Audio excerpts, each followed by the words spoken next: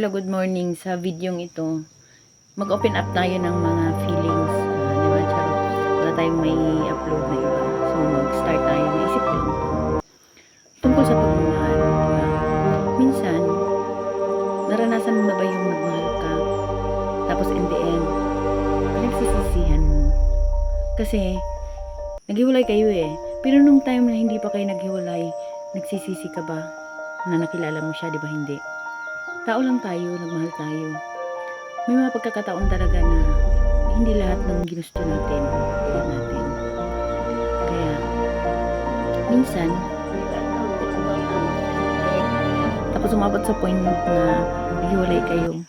Siyempre, may mga bagay talaga na hindi kayo mapagkakasunduan.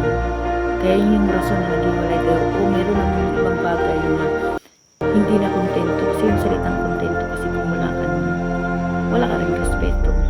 Tsaka kung wala ka, yung sinasabi nila, mahal na mahal, ganun. Hindi totoo yun. Mahal ka nga, pero pag nakatalikod ka naman, hindi siya nakontento, naghanap siya ng iba, o diba?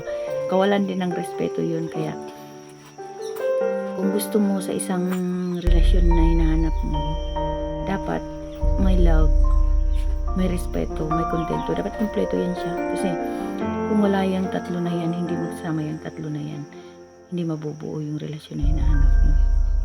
Ganun lang kasimple.